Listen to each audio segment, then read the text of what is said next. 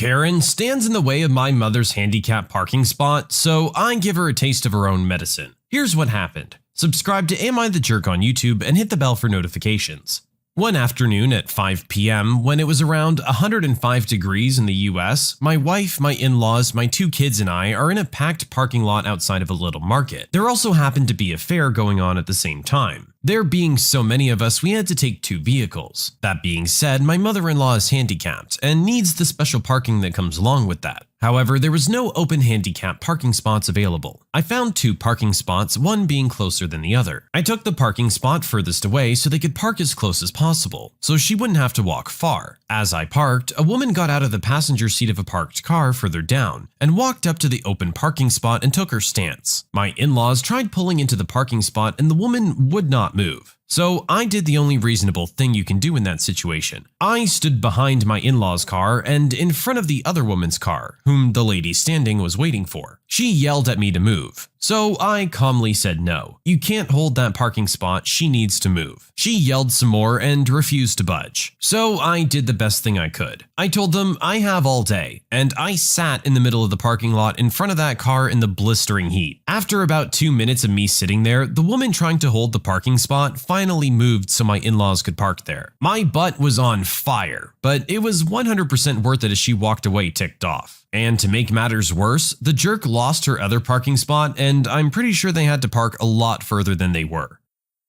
I think we've all seen the videos online of some Karen or another doing something very similar to this. You can't just stand in the parking spot and claim it. That's not how it works. And in this case, our original poster had a legitimate reason for needing a closer parking spot, with their mother-in-law being disabled. Our poster sure did give them a taste of their own medicine though. You can't really complain about what he's doing because you're doing the exact same thing.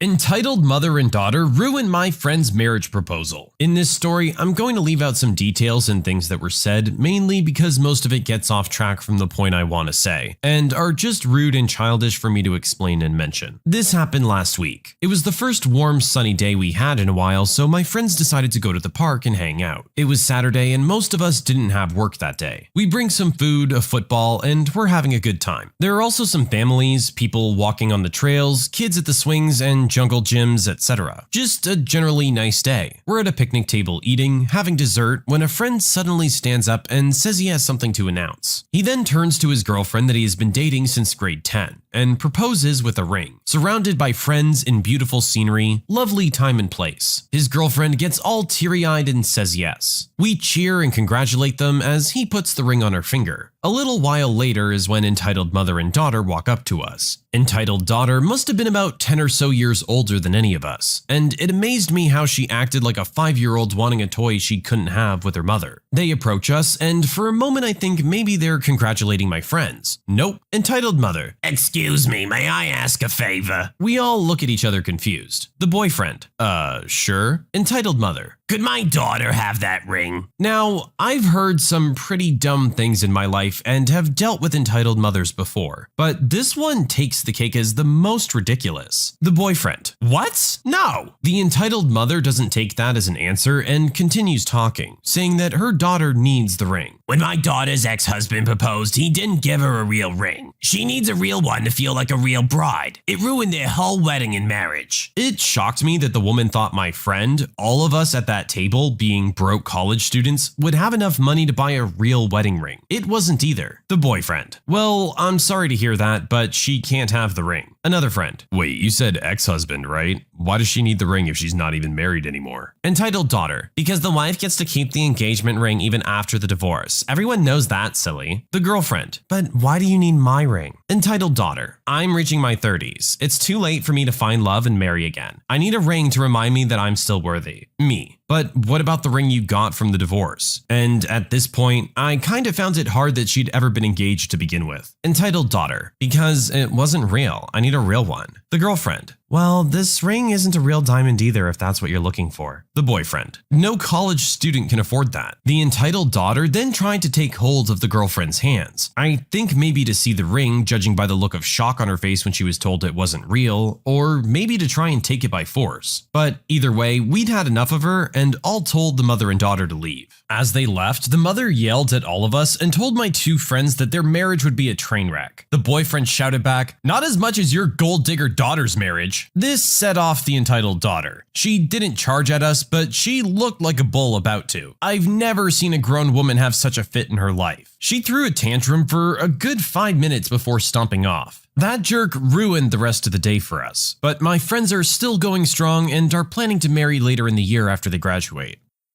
I understand why the husband left her, I think. This woman sounds like a nightmare. One of the most entitled people I might have ever heard of. It's quite clear that her mother has been enabling this for a long time. That takes a lot of kahunas to walk up to someone and just ask for their engagement ring. Like, what makes you think you have the right to just walk into this moment, this special day that these two are having, and take it away? For your daughter who isn't even getting married, isn't even married, she's divorced? What? Why do you want this ring? What makes you think you're in any way entitled to it? This story just makes me mad.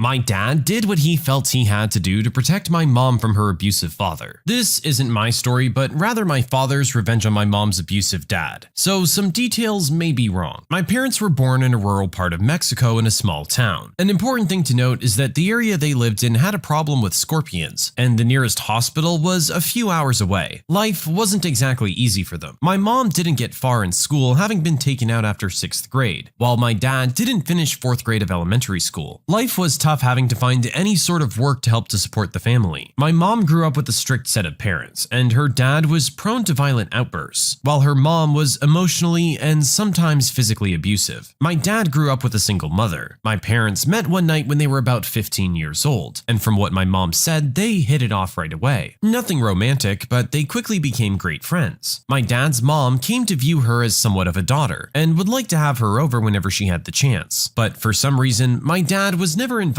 to her house. The next 2 years of my mom's life were really difficult, especially since her father started drinking more frequently and her mother became even more distant. There were times when my dad saw something was wrong simply because of how she walked and how she started to flinch with even the tiniest touch. She also never had him visit her house and would spend a lot of time at his. Pretty soon, they officially started dating. One day, my mom's mother simply disappeared with no explanation. This caused her dad to become even more abusive. She endured all of this because, try as she might, she simply couldn't leave him. Until when she was 18 years old, she discovered she was pregnant with me. When her dad found out, he smacked her across the face, got his belt, and brutally hit her, and called her all sorts of names. She managed to get out before anything worse happened. She ran to my dad's house where she explained everything to him, and how her life had been miserable for such a long time, and how she was pregnant. He right then and there knew he had to get revenge for all the years of abuse she'd endured. He knew simply turning him in wouldn't be enough. He had to make sure he was taken care of for good. My dad knew many people who worked with getting rid of scorpions, and which ones would be the most dangerous and lethal. He went looking and found a few with the highest chance of killing someone. The following day, he was able to sneak into my mom's house and put the scorpions underneath the abusive dad's bed covers and went home. The following day, when my mom went back to her house with my dad, they found him gone in his bed. She was horrified and shocked. My dad pretended to be shocked too. They got married soon after I was born. They moved to the States after applying and getting accepted for a work visa. He kept this secret for many years, and when he finally told her, she was both upset and happy. She was glad he told her, and that jerk being gone changed everything for both of their lives. Okay, this one's pretty intense. There were plenty of other ways to deal with this situation that wouldn't have been quite so permanent. At the end of the day, no matter what the situation, I can't sit here and give our original poster's dad the thumbs up for what he did. I totally understand that he felt he needed to get her away from her father, but this was not the way to do it. There's really not much else for me to say on this one, honestly. I get it, but just no.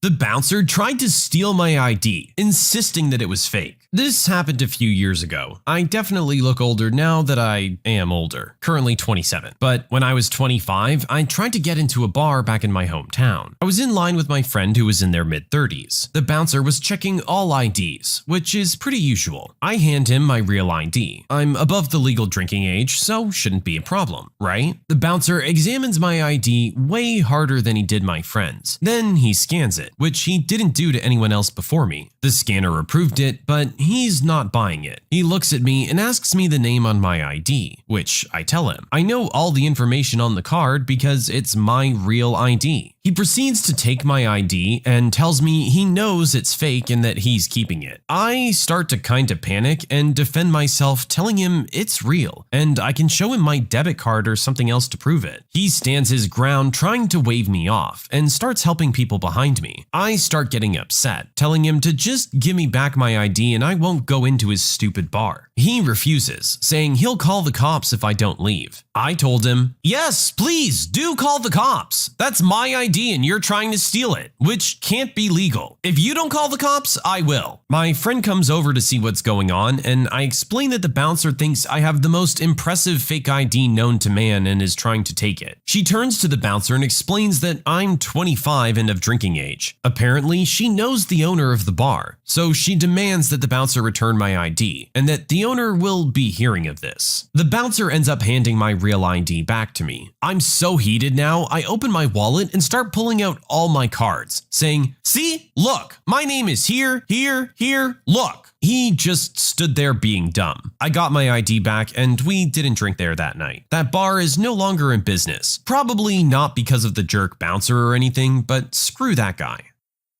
Bouncers are notorious jerks. Honestly, like it's in the job description. But the fact that your ID checked all the requirements and he just took it upon himself to assume it was fake and then not even give you the chance to prove otherwise just shows what an arrogant jerk this guy is. I hate to say it, but he's probably in the right line of work. Unfortunately for our original poster.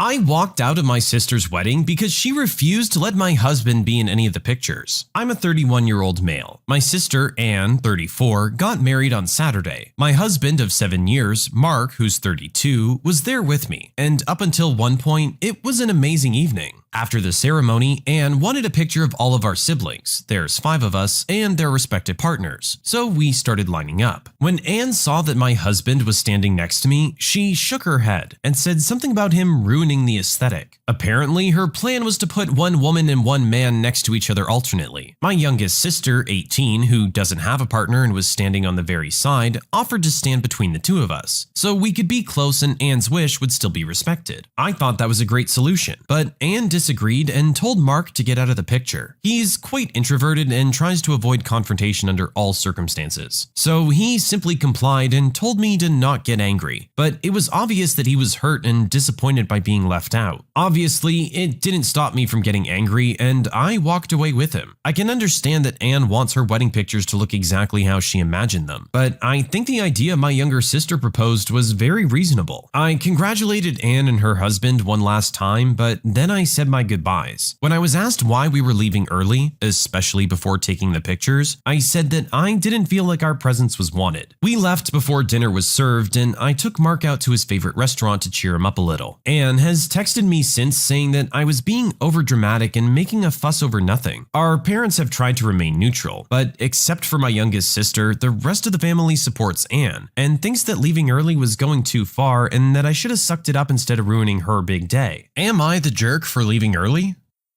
I totally understand why you would feel slighted on this. It just seems disrespectful. I totally agree that your younger sister's suggestion seemed like the perfect compromise. I really don't understand why the bride would be opposed to it. It's understandable that our original poster would read that situation as the bride just not wanting our poster's husband in the picture, period. I would like to say just let it go and try and enjoy the rest of the evening and spend time with your family at your sister's wedding, but I get how that would leave a bad taste in your mouth. And you wouldn't necessarily want to spend the rest of the night there. The last thing you want would be to make more of a scene because you feel ticked off. Honestly, it was probably the best call to just leave and call it a day. It sucks, but it was probably the best call.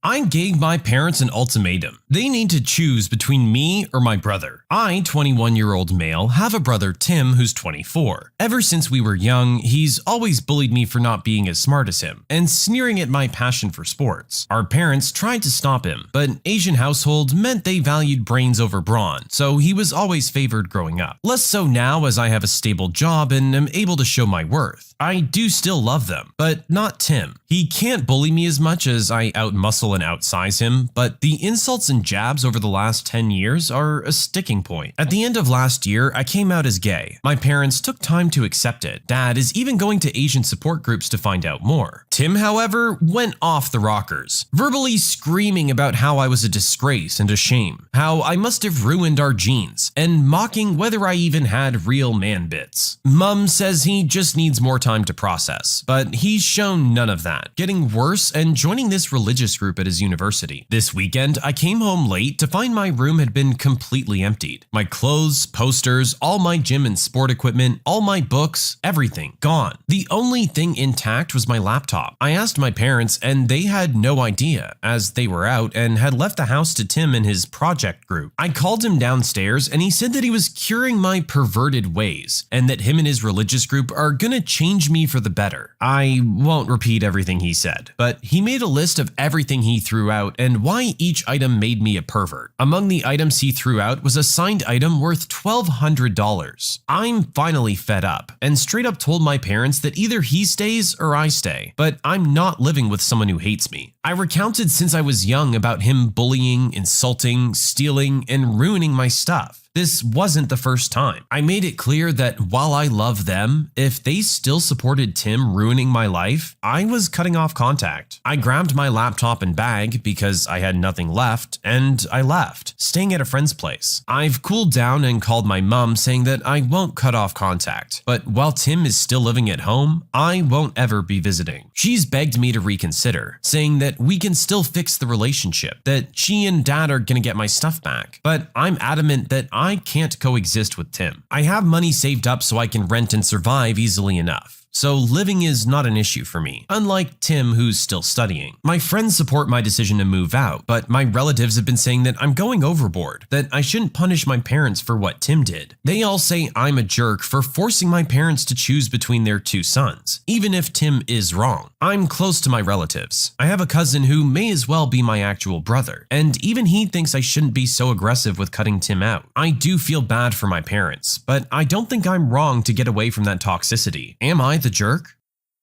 I think you're completely right. You don't need that kind of stuff in your life. Your brother sounds like a horrible, hateful person. And I understand how having your parents, the people that you love the most, still support this person who's making you absolutely miserable can be really difficult. But you get it at the same time. He's still their son, too. They can't really just abandon him. It sucks that this is what it has to come to for everyone to feel like they're in a safe environment, but maybe that's what has to happen. I am glad that you reconsidered completely cutting out your parents, because at the end of the day, I'm sure they don't want any of this. They want both of you to be happy and love each other and be good brothers. Unfortunately, they only have so much control over the situation. It sounds like the rest of your family is very supportive of you. Maybe you just move forward without your brother involved in your life. You'll be better off, it sounds like. Just focus on surrounding yourself with the people who are positive and do support you.